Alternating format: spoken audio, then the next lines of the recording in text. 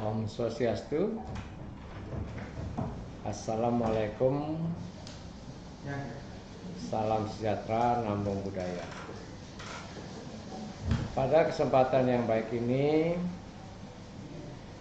izinkanlah kami dari Fakultas Kedokteran dan Ilmu Kesehatan Universitas Paramadina Denpasar ingin berbagi kepada bapak-bapak dan ibu-ibu tentang masalah perkembangan yang ada di daerah, yaitu mengenai pandemi penyakit infeksi oleh karena virus Corona 19 atau yang kita sebut dengan COVID-19. Nah, perlu saya ingatkan kembali bahwa penyakit ini sudah menjadi pandemi. Artinya bahwa penyakit ini sudah menyebar di seluruh negara di dunia ini. Bukan aja di daerah kita, tapi sudah seluruh negara sudah terjangkit oleh COVID-19. Nah, pada kesempatan ini saya ingin menyampaikan kepada bapak-bapak dan ibu-ibu tentang bagaimana kita sebagai warga masyarakat untuk berperan aktif di dalam mencegah atau memutus rantai penularan daripada penyakit ini. Sebab penyakit ini sampai saat ini belum ada obat yang bisa menyembuhkan penyakit. Jadi penyakit ini hanya bisa kita hentikan atau kurangi penularannya, yaitu melalui kegiatan kita sendiri. Nah, apa saja kegiatan itu kita akan bahas bersama-sama. Nah, bapak-bapak dan ibu-ibu yang berbahagia, semoga bapak-bapak dan ibu-ibu semua sehat, tidak terdampak oleh penyakit COVID-19. Ya, tapi sebelumnya saya ingin lagi menyampaikan bahwa apa sebenarnya COVID-19 itu. Penyakit COVID-19 itu adalah suatu penyakit infeksi saluran napas yang disebabkan oleh namanya virus, yaitu virus corona jenis yang baru. Memang virus corona itu artinya famili, kelompok keluarga virus corona itu banyak, tapi yang baru itu disebut dengan SARS-CoV-2, ya, yaitu penyakit yang disebabkan oleh virus SARS-CoV-2 yang menyerang saluran pernapasan dan organ-organ tubuh lainnya. Nah, apa gejala-gejalanya?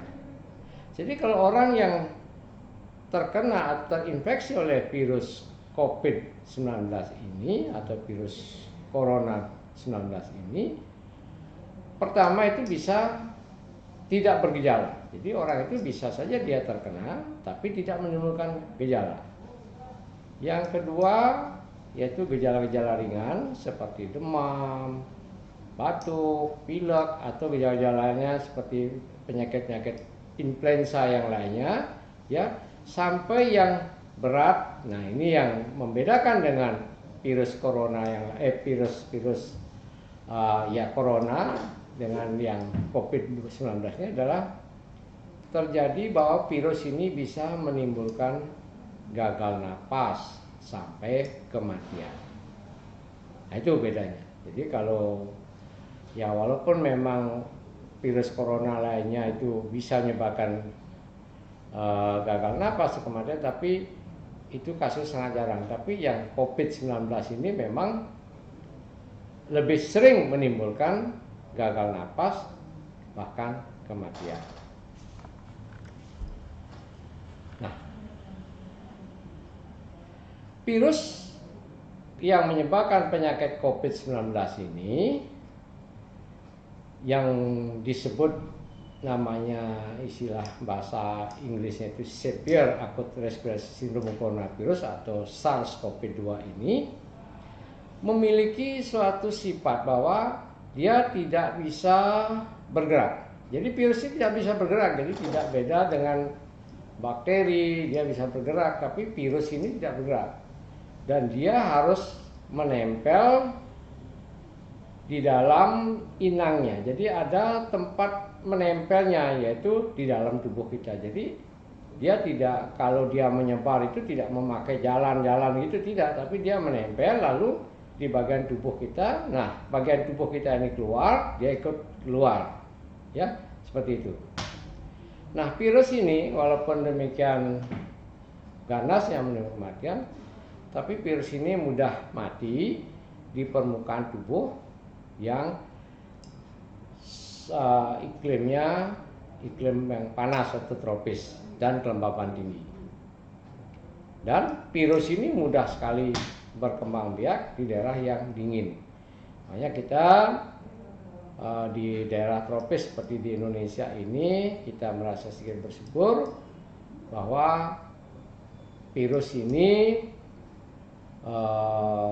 tidak secepat perkembangannya dibandingkan dengan daerah-daerah yang mempunyai iklim yang dingin. Nah, lalu timbul pertanyaan, bagaimana tuh cara penularannya? Karena virus itu tidak bisa bergerak, lalu bagaimana cara penularannya?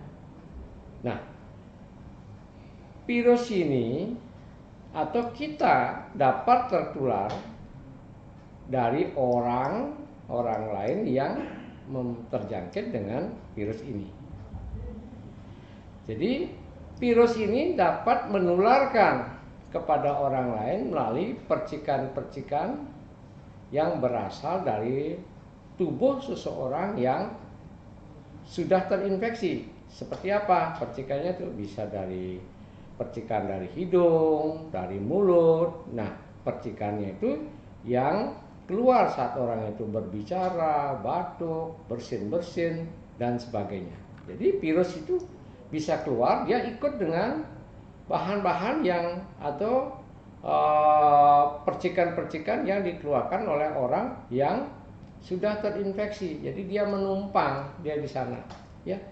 Jadi dia setelah menumpang lalu dia keluar. Nah, ini kena orang yang sehat, lalu virus ini akan masuk ke tubuh orang sehat sehingga dia nanti akan menimbulkan sakit. Nah, dari mana saja bisa masuk virus ini? Nah, kita kan tubuh ini banyak ada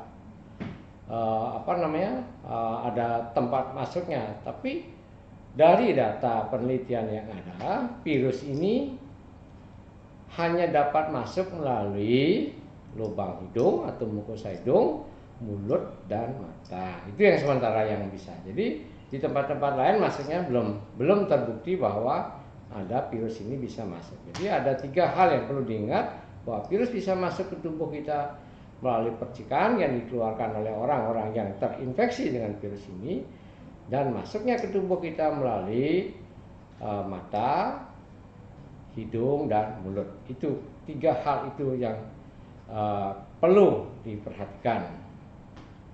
Nah, bagaimana selanjutnya kalau sudah virus masuk ke dalam tubuh kita? Nah, setelah virus ini masuk ke dalam tubuh kita, lalu virus ini akan mulai berkembang biak sangat cepat, ya, karena dia mempunyai media yang di dalam tubuh kita itu mempunyai media untuk dia berkembang biak. Jadi virus ini cepat, dalam hari ke hari terus dia berkembang biak dengan cepat. Nah, setelah dia berkembang biak dengan cepat, tentu sejalan dengan perkembangannya itu akan terjadilah muncul gejala-gejala yang makin cepat dia berkembang, makin cepat juga gejala-gejala itu menjadi lebih berat. Nah, apa saja kalau gejala-gejala orang yang terkena COVID-19 ini? Nah, perlu Bapak-bapak dan Ibu-ibu pahami bahwa tadi saya sudah sebutkan bahwa kalau seseorang terkena virus COVID-19 ini, itu ada 3. Ya, pertama, orang terkena tapi tidak menimbulkan gejala. Kedua, menimbulkan orang terkena dengan gejala biasa ringan seperti batuk, pilek. Dan yang ketiga, gejala bisa menjadi berat, yaitu berupa sesak napas bahkan sampai kematian.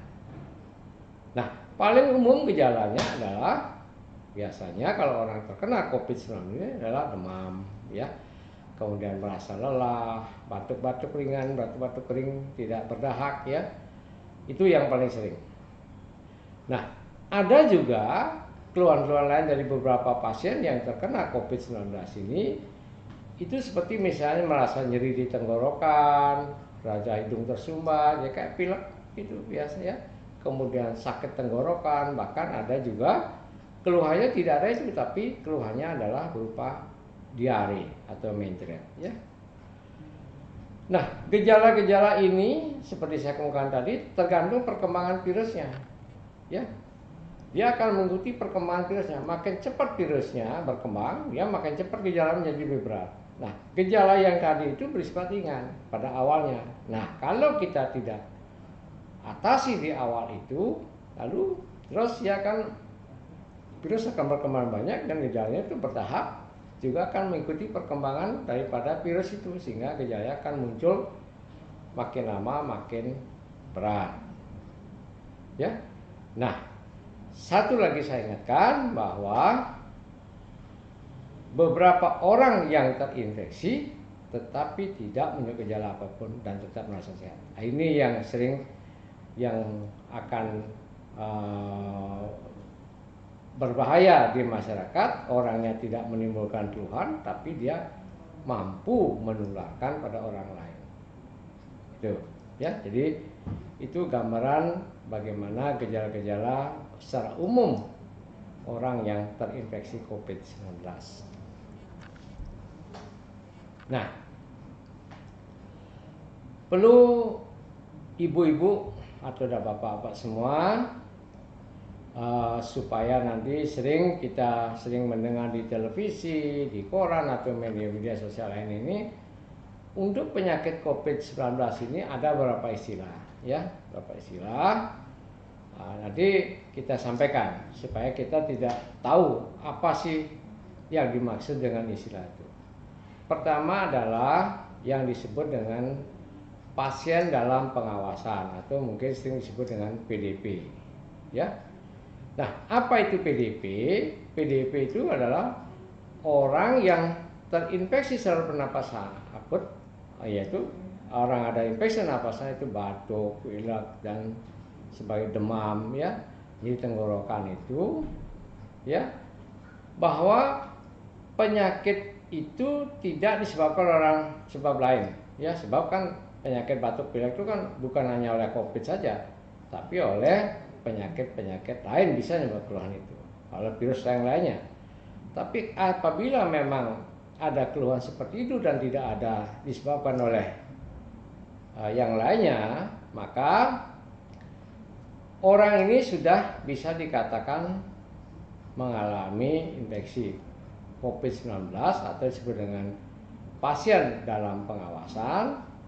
Ditambah lagi bahwa dalam 14 hari terakhir, nah, sebelum timbul gejala tersebut, mereka pernah ada riwayat perjalanan dari luar negeri atau tinggal di daerah-daerah yang pernah melaporkan adanya penularan lokal atau transmisi lokal COVID-19. Itu yang mesti orang PDP, ya. Yang kedua juga yang disebut dengan PDP adalah orang dengan gejala-gejala panas, suhu tubuh lebih dari 38 derajat, ada riwayat batuk, pilek, dan 14 hari terakhir memiliki riwayat kontak dengan orang-orang yang terkonfirmasi COVID-19. Misalnya contoh, si A ini datang ke rumah sakit dengan keluhan demam, batuk, pilek, dan dia punya riwayat bahwa di rumahnya dia pernah atau dia tinggal satu rumah dengan orang yang pernah bekerja di luar negeri misalnya, PMI misalnya seperti itu. Nah, itu bisa dikatakan dengan PDP. Yang ketiga adalah ya ada orang-orang yang dengan keluhan infeksi yang berat saluran napas. Itu namanya pneumonia, sehingga orang ini memerlukan suatu perawatan khusus. Nah, ini sudah disebut dengan, bisa dikatakan dengan PDP. Itu PDP. Ya. Nah, ada juga yang dikatakan dengan istilah ODP. Ya, mungkin Bapak Ibu ini perlu hanya sekedar tahu saja. Yang dimaksud dengan orang ODP itu sama saja dengan PDP. Jadi keluhannya sama, ada panas, ada batuk, pilek, dan dia punya 14 hari sebelum dia keluar pernah riwayat dengan tinggal di daerah-daerah yang terjangkit oleh COVID-19 ini. Ya. Ya, hanya, nah di sini kan sering membingungkan ODP dengan PDP. Hanya di sini di ODP ini dia tidak ada gejala-gejala yang berat seperti namanya pneumonia. Ya, hanya batuk pilek, ada riwayat kontak sebelumnya 14 hari sebelumnya dengan orang-orang yang memang sudah terkonfirmasi dengan COVID-19 atau dia pernah bepergian keluar atau ada kontak dengan daerah-daerah yang sudah melakukan adanya penurunan lokal, transmisi lokal. Nah, ada juga istilah dengan OTG. Ya. OTG ini adalah seseorang yang tidak mempunyai gejala dan memiliki resiko tertular dari orang yang konfirmasi 19. Jadi yang dimaksud dengan orang tanpa gejala, orang yang punya risiko tertular, tapi dia tidak menimbulkan gejala.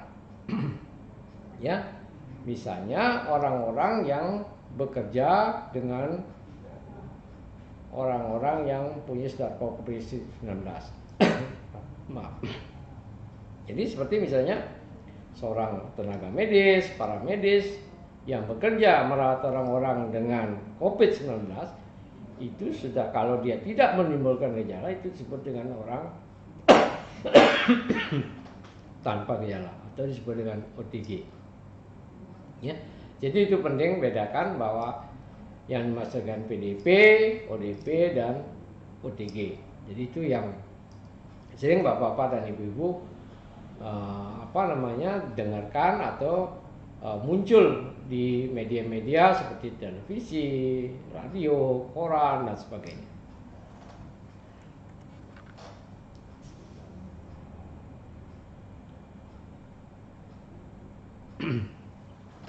Nah,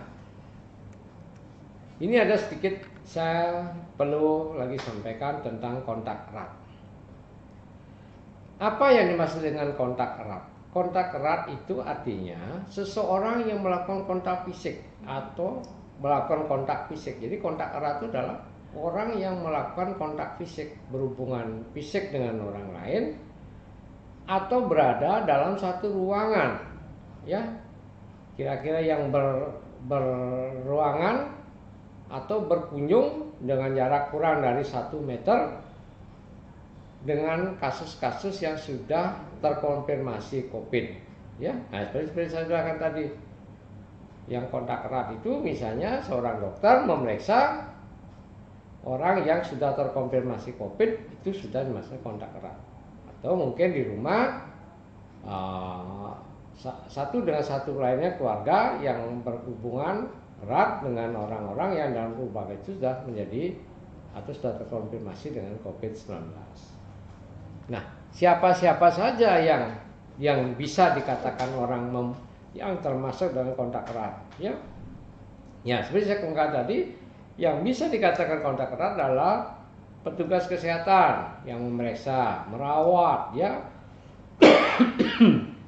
dan atau orang-orang yang bertugas membersihkan ruangan-ruangan tanpa menggunakan alat pelindung diri yang benar. Itu sudah dimaksud dengan kontak erat. Atau orang yang berada dalam satu ruangan, misalnya satu kamar misalnya, dengan orang yang sudah memang sudah terkonfirmasi kasus dengan COVID-19, ya, itu bisa dikatakan dengan kontak erat, ya. Jadi kontak erat itu seperti petugas medis, paramedis atau petugas pembersih ruangan yang memang tugasnya memeriksa merawat orang-orang dengan COVID itu semacam kontak erat, atau orang yang dalam satu rumah tinggal bersama atau satu kamar, ya, kamarnya kecil, kemudian dia jarak berhubungannya kurang dari 1 meter atau 2 meter, itu saya mengatakan dengan kontak erat. Dan yang terakhir tentang istilah mengenai COVID-19 ini, tentang definisi yang dikatakan sakit itu adalah yang terakhir adalah kasus konfirmasi, ya. Jadi kalau Bapak Ibu-ibu mendengarkan berita dari televisi, itu ada di situ disebutkan kasus terkonfirmasi. Nah, apa yang dimaksud kasus konfirmasi adalah yang dimaksud dengan kasus konfirmasi ini adalah pasien yang terinfeksi COVID-19 dengan hasil pemeriksaan tes positif melalui pemeriksaan namanya pemeriksaan PCR, ya, PCR, ya, itu pemeriksaan khusus untuk mengetahui dengan pasti adanya infeksi COVID-19. Jadi kalau sudah dikatakan kasus terkonfirmasi, artinya orang ini sudah pasti sudah positif terinfeksi dengan COVID-19. Nah, ini beda dengan yang mungkin Bapak dengar yang dimaksud tes cepat, ya, tes rapid atau istilahnya rapid test, itu agak beda dengan ini.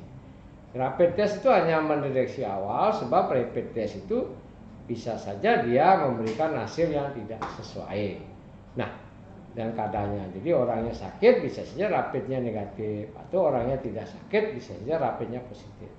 Nah, kalau yang dikatakan tes sudah kasus yang tidak terkonfirmasi, ini sudah kasus pasti yang diperiksa melalui pemeriksaan swab namanya, ya, yang diperiksa dengan alat namanya PCR. Ya, jadi kalau orang sudah kasus terkonfirmasi itu sudah pasti dia kena COVID-19.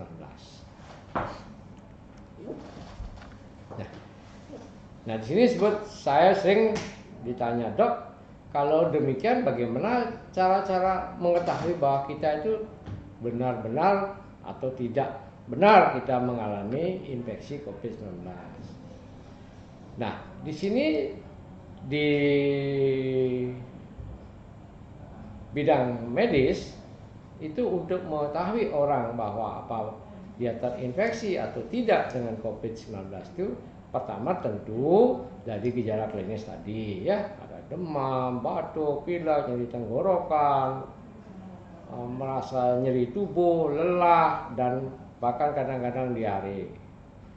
Yang kedua itu perlu diperhatikan apakah dia pernah melalui atau pernah melakukan perjalanan ke daerah terjangkit kontak. Misalnya saya pernah ke luar negeri atau ke Amerika yang sudah pasti, atau saya pernah ke negeri Cina yang sudah pernah terinfeksi memang terjangkit dengan COVID-19, atau saya pernah kontak berhubungan fisik dengan orang-orang yang sudah memang terkonfirmasi COVID-19 itu. Nah, setelah itu diperiksa, ditanya, kemudian lakukan pemeriksaan. Tentu pemeriksaan apa saja yang lebih memastikan?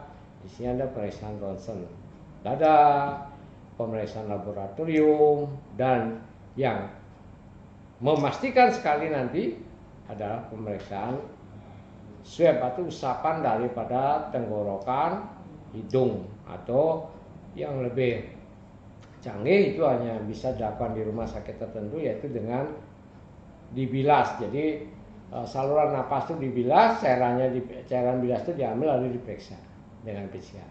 Itulah cara-cara untuk menentukan apakah seorang terkonfirmasi COVID-19 atau tidak. Nah, lalu setelah kita tahu bagaimana perjalanan sakit seseorang menuju untuk mendapatkan sakit COVID-19, lalu sering yang penting Bapak Ibu-ibu ketahui atau sering ditanyakan, Dok, Bagaimana bahayanya orang kalau terinfeksi dengan COVID-19? Nah, di sini tentu COVID-19 ini penyakit yang berbahaya, tapi tidak boleh juga kita menjadi ketakutan berlebihan, ya. Nah, menurut data yang ada bahwa dari sekitar misalnya ada 6 orang yang sudah terkonfirmasi COVID-19 itu, 1 dari 6 orang tersebut dia akan menderita sakit yang parah. Jadi tidak semua orang yang terkonfirmasi COVID itu akan mengalami sakit yang berat, ya, seperti gagal napas sampai bahkan kematian. Jadi 1 dari 6 orang yang terkena COVID-19 itu mengalami sakit yang berat. Nah, orang-orang apa saja yang mudah terkena sakit ini, yang mengalami penyakit yang berat? Di sini tentu ada latar belakang penyakit lain yang memungkinkan orang lebih berat. Jadi misalnya si A dan si B sama-sama terkena COVID-19, tentu gejalanya si A dan si B tidak sama. Ada yang berat, ada yang ringan, atau bahkan ada yang sedang, atau bahkan ada yang sampai menimbulkan kematian. Nah, orang-orang yang punya risiko mengalami penyakit yang berat adalah orang-orang yang lanjut usia, ya. Ya, orang-orang yang di atas umur 60 tahun itu sudah punya risiko kalau dia terkena infeksi COVID dia akan menjadi berat. Atau orang-orang yang mempunyai penyakit-penyakit tertentu atau istilahnya komorbid, penyakit penyerta seperti misalnya diabetes mellitus atau kencing manis, tekanan darah tinggi, kelainan-kelainan jantung, dan atau ada penyakit-penyakit lain yang memungkinkan orang ini kalau terkena COVID-19 akan sakitnya menjadi sangat serius, ya. Oleh karena itu, dalam situasi pandemi seperti ini, apabila kita atau bapak-bapak, ibu-ibu mengalami gejala-gejala seperti demam, batuk, dan kesulitan bernapas, sebaiknya segera mencari pertolongan medis. Jangan lagi dibiarkan di rumah. Sehingga dengan demikian kalau memang dia betul terkonfirmasi, kalau secara dini diatasi, mungkin dia penyakitnya akan bisa menjadi lebih baik. Istilahnya angka kesembuhannya akan tinggi dan tidak menjadi lebih berat. Sebab kalau penyakit ini menjadi berat, maka angka kematiannya pasti akan lebih tinggi dibandingkan dengan orang-orang yang mempunyai gejala penyakit yang tidak terlalu berat. Nah, ini yang penting, ya. Jadi yang tadi saya gambarkan tadi itu, yang kami sampaikan itu adalah mengenai bagaimana dan seterusnya kalau orang terkena infeksi COVID-19. Nah, tugas kita adalah sekarang sebagai anggota masyarakat, baik individu maupun kelompok, ya. Ini saya sampaikan tadi adalah tugas kita adalah bagaimana kita supaya tidak tertular atau menulari pada orang lain tentang infeksi COVID-19. Nah, itu tugas penting kita sebagai masyarakat. Ini hal yang harus kita lakukan sehingga betul-betul bahwa pandemi infeksi COVID-19 ini bisa segera berkurang atau mungkin bisa kita hentikan. Sebab kalau kita tidak bisa hentikan ini, kita bisa bayangkan bagaimana dampaknya nanti penyakit ini, ya. Baik terhadap sektor kesehatan, baik terhadap sektor ekonomi dan sektor lain kehidupan kita, ya. Ini sangat penting dipahami. Nah, dari yang saya katakan tadi itu ada satu hal yang perlu saya sampaikan di sini, bahwa apapun sakit itu, ya terlebih-lebih COVID-19 itu, mencegah lebih baik daripada mengobati. Oleh karena itulah pada kesempatan ini saya kembali mengingatkan bapak-bapak dan ibu-ibu, atau saya lebih menekankan bagaimana cara mencegah atau menghindari supaya kita tidak terkena penyakit COVID-19, atau bagaimana kita yang sudah terlanjur kena tidak menulari kepada orang lain, sehingga rantai penularan itu tidak terus sambung menyambung demikian, ya. Itu yang penting. Nah, di dalam bidang kesehatan untuk pencegahan COVID-19 kita sudah mengenal namanya PHBS. Itu namanya perilaku hidup bersih dan sehat, di dalam rangka untuk mencegah jangan sampai kita tertular atau menulari COVID-19. Nah, apa saja? Nah, ini tentu saudara-saudara atau bapak dan ibu lain sudah memahami. Pertama yaitu selalu memakai masker. Kenapa masker? Karena seperti saya katakan tadi itu, bahwa virus ini tidak berjalan, tapi dia bisa menyebarkan orang lain setelah dia ikut menempel dari dalam percikan-percikan yang dikeluarkan oleh orang yang terinfeksi virus. Ya, seperti bersin-bersin, batuk dan sebagainya. Ya. Yang kedua, bahwa saya ingatkan lagi bahwa penyakit ini bisa menularkan atau masuk ke dalam tubuh kita ini melalui lubang-lubang yang ada sekitar wajah kita ini, mata, hidung, dan mulut. Yang paling banyak adalah di hidung dan di mulut. Nah, oleh karena itulah maka pemakaian masker ini ya menjadi hal yang penting, ya, supaya kita tidak tertular dan tidak menulari pada orang lain, ya. Jadi itu hal yang mau tidak mau kita harus lakukan, ya. Pemakaian masker ini baik kita, terutama kalau kita bepergian atau kontak dengan orang lain. Bahkan di dalam rumah pun, di mana kita dalam ruangan atau dalam rumah yang kecil yang anggota keluarga banyak, sebaiknya selalu memakai masker, ya. Itu yang perlu kita sadari dan lakukan yang pertama, ya.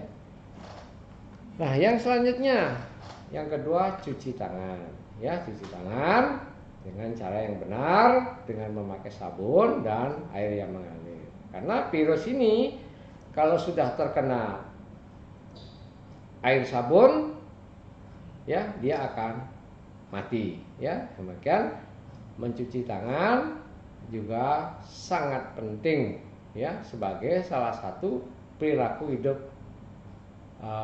bersih dan sehat, ya. Tuh, ya, cuci tangan. Nah, ini cara-cara cuci tangan, ya, saya sampaikan. Jadi jangan hanya sekedar mencuci tangan saja, tapi cuci tangan yang benar, sehingga benar-benar bahwa virus atau hal-hal yang menempel di tangan kita itu betul-betul bisa bersih, ya. Pertama, jelas pakai sabun, kemudian tangan digosokkan seperti ini, ya. Kemudian setelah kedua kita balik, ya, kita bersihkan sela-sela jari tangan ini, ya, saling menggosokkan gini, ya, ini, ya. Kemudian yang keempat, setelah ini selesai ini bersih, yang keempat kita ujung-ujung tangan ini, ujung jari ini kita bersihkan dengan cara mengunci seperti ini, ya. Jadi gerakan ini, saling mengunci ini, ya. Jadi ini sudah satu ini terbersihkan, ini sudah terbersihkan, ya.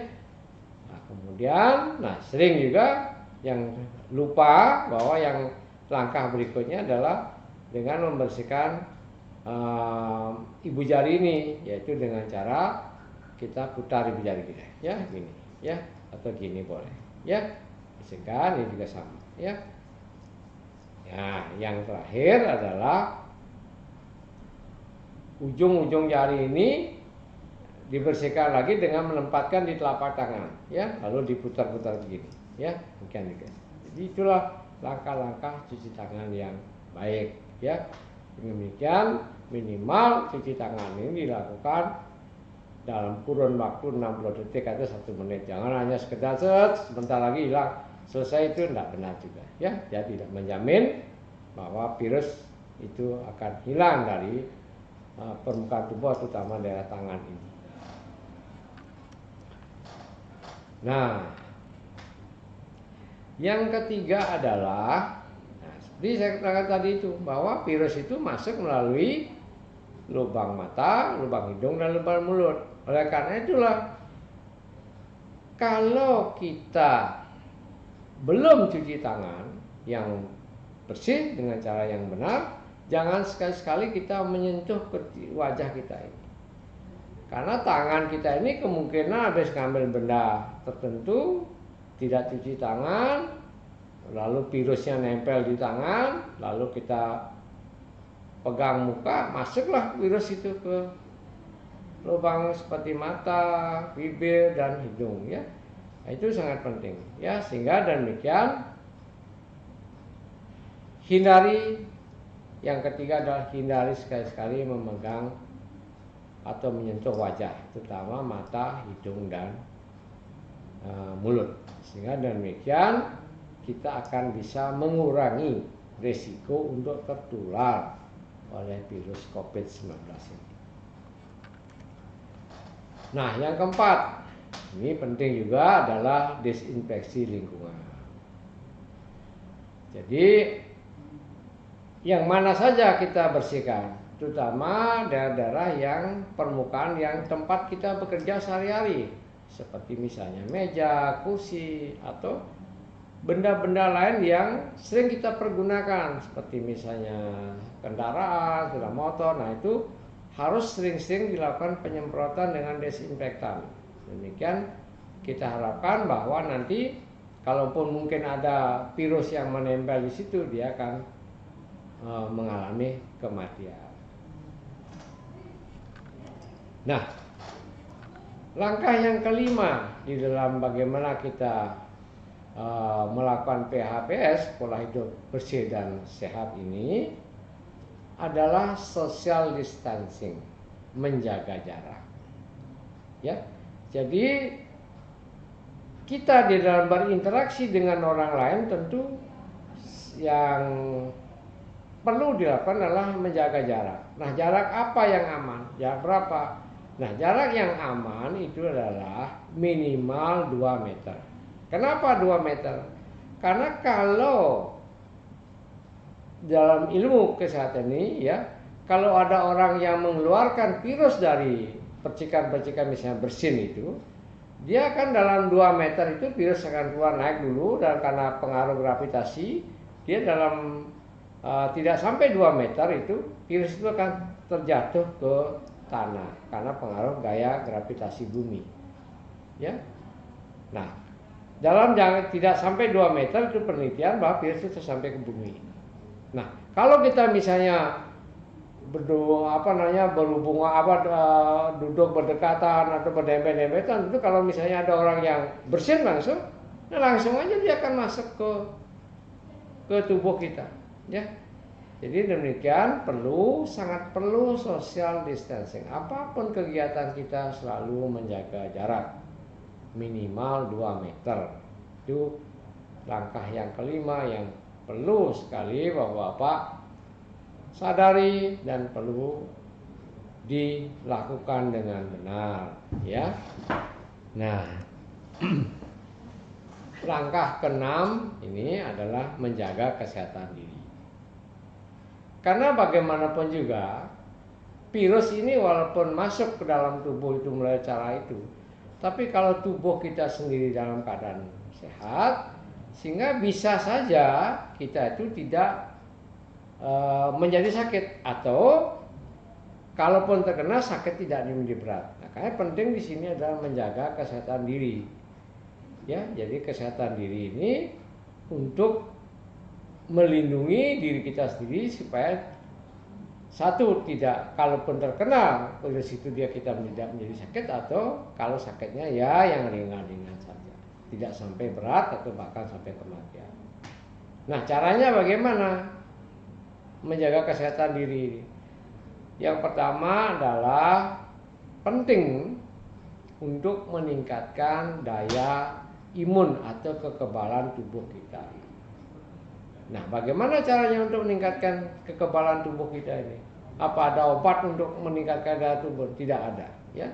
Kekebalan itu timbul secara alami, didukung oleh kondisi tubuh yang baik. Nah, untuk menciptakan kekebalan yang baik itu adalah apa yang perlu dilakukan? Satu, jangan begadang ya, kalau memang tidak perlu janganlah suka begadang. Tidur yang cukup, makan makanan yang bergizi, terutama yang banyak mengandung vitamin, yaitu terutama vitamin C, yaitu sumbernya adalah buah, sayur-sayuran, ya. Yang ketiga, untuk meningkatkan daya tahan tubuh juga perlu olahraga yang teratur, ya. Jadi olahraga di rumah saja, jangan di lapangan, atau jangan olahraga yang berkumpul dengan orang lain. Itu dilakukan teratur selama 30 menit tiap hari, ya. Dan yang terakhir adalah mengurangi stres. Ya, ini relatif sekali stres ini, ya. Nah, yang perlu kita lakukan adalah mengurangi stres terhadap penyakit COVID-19 ini. Kita jangan usah ketakutan, sehingga dengan ketakutan orang yang karena ketakutan itu pasti daya tahan tubuhnya akan menurun, ya. Kita boleh waspada tapi tidak boleh takut, ya. Itu yang penting. Jadi itulah hal-hal yang perlu saya ingin tekankan kepada bapak-bapak dan ibu-ibu. Kami dari Fakultas Kedokteran dan Ilmu Kesehatan Universitas Paramadina ingin berbagi pengalaman, berbagi pengetahuan untuk kita laksanakan bersama di dalam upaya supaya pandemi ini segera berakhir, ya, yaitu dengan cara memutus rantai penularan.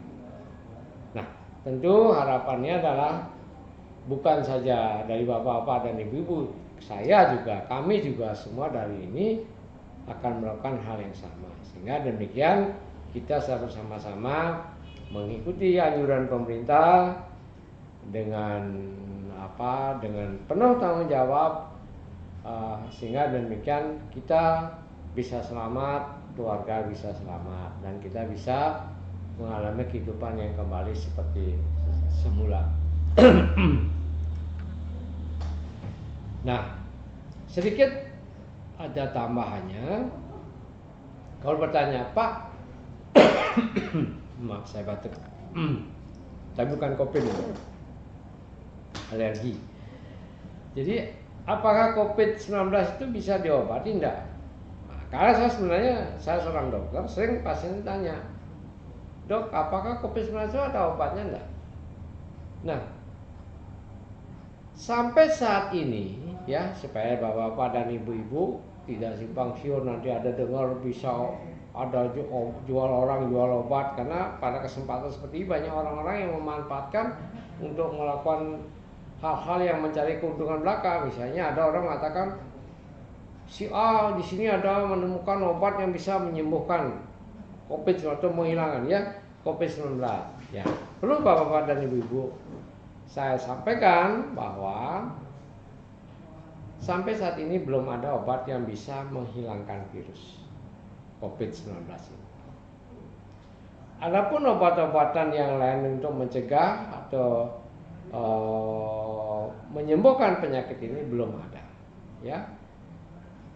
Namun demikian, kalau demikian, lalu gimana kalau kita terkena infeksi? Lalu apa kita perlu biarkan karena tidak ada obatnya? Bukan begitu, ya. Tetap bahwa walaupun obat untuk virusnya tidak ada, tentu kalau orang sudah terkena atau terjangkit dengan virus ini perlu mendapat perawatan. Yang tujuannya apa? Perawatannya adalah mencegah supaya tidak timbul komplikasi, ya. Kedua, juga untuk mengurangi gejala-gejala sakit. Jadi perawatan itu untuk mencegah komplikasi, terutama dalam mencegah tentang kematian yang disebabkan virus ini. Nah, virus ini nanti akan bisa mati sendiri kalau daya tahan tubuh kita akan menjadi baik. Ya, itu. Makanya saya selalu ingatkan bahwa marilah kita bersama-sama selalu mengikuti aturan-aturan pola hidup bersih dan sehat ini, dan demikian tentu dengan cara ini kita bisa terhindar dari infeksi COVID-19 ya. Walaupun misalnya ada yang terkena, tapi tentunya itu kita bisa bisa kurangi semaksimal mungkin.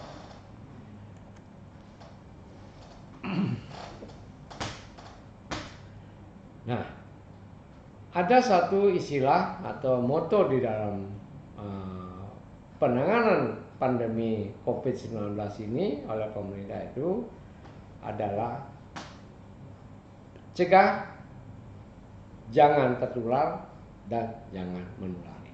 Itulah konsep yang harus kita sadari. Cegah, jangan tertular, jangan menulari. Artinya bahwa kita jangan sampai menulari pada orang lain, keluarga, ya, anak, cucu, suami, istri, dan sebagainya. Dan orang lain juga tidak menulari. Ya. Jadi tidak menulari dan tidak tertular.